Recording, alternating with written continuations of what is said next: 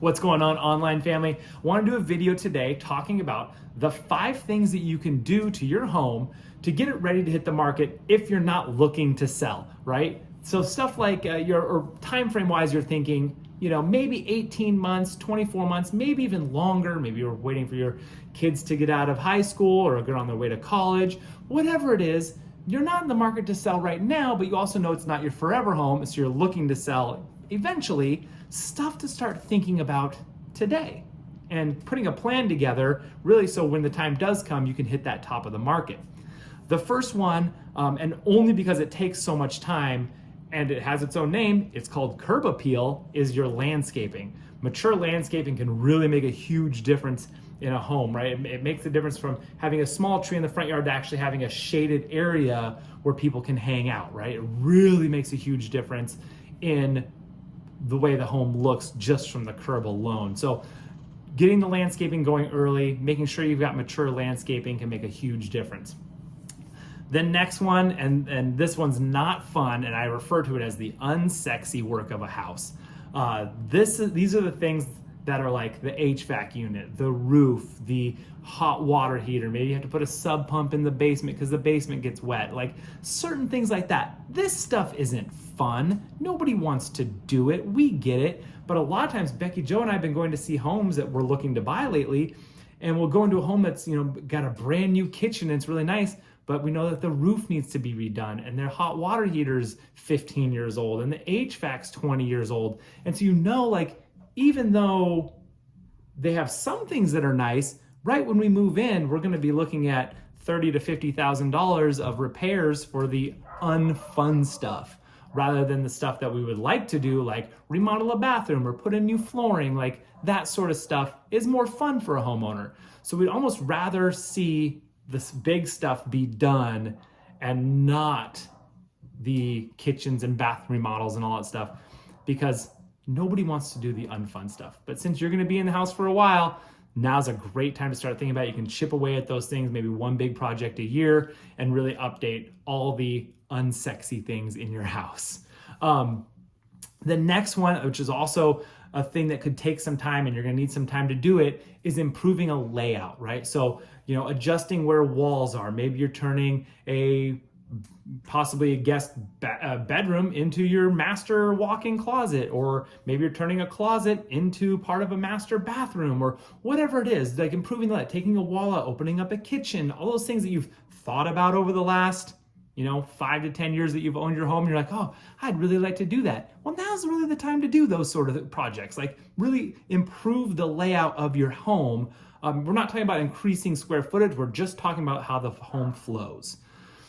But number 4 on the list is talking about increasing square footage, and this is going to be additions. You're going to need some time to do these sort of projects because you're going to need to have maybe an architect come in and design something. If you're adding on, maybe a garage, or maybe you're adding on an extra bedroom or a bathroom, or whatever your addition is, second levels, those sort of things. Those can add so much value to a home, but also take a lot of time. And so, a 2-year project you can start looking at those things now and getting those balls rolling. And by the time you're ready to sell your home, those things can be done and really add a ton of value to your house. So additions, adding square footage, also a great thing to start thinking about now. And the last one, and it kind of goes with those other 2 as you improve the layout and as you make additions, is getting your flooring cohesive. And what I mean by that is, if you're going to do hardwoods, put hardwoods in the areas that need to have hardwoods, right? If you're taking out carpet or putting in carpet. And I would say maybe at the max 3 different kinds of flooring, right? Maybe you can have carpet in the bedrooms, tile in the bathrooms, and hardwoods in the rest of the home. Something like that. I wouldn't do more than 3 styles of flooring.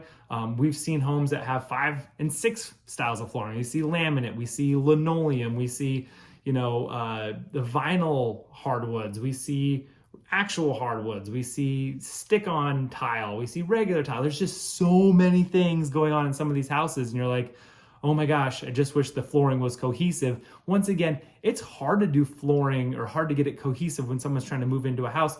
You can't really be in the home when they're putting down new flooring. So getting that done before somebody else moves in and really getting it cohesive and looking nice throughout your whole home can really pull the whole thing together, especially if you've improved the layout and especially if you've done additions.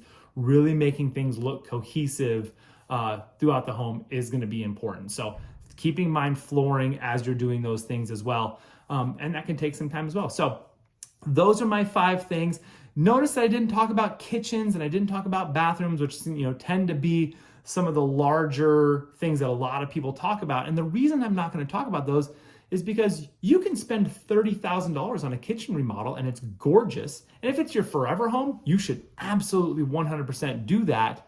But if you're looking to sell in the next, 18 months to 24 months, you're not going to have a whole lot of time to enjoy that kitchen anyway. I'd almost leave the kitchen undone or unupgraded and allow the next person to come in and really make it their own. If you've done all these other things, that could almost be a bonus and not like a detractor from the home, because they can come in and they can make it their own right away because you've taken care of the unsexy stuff. You've added square footage. You've done all the things that can really make a house amazing and just allow them to come in and really put their thumbprint on that home. So I would say avoid doing the big kitchen and bath remodels until you have some of those other things taken care of and updated.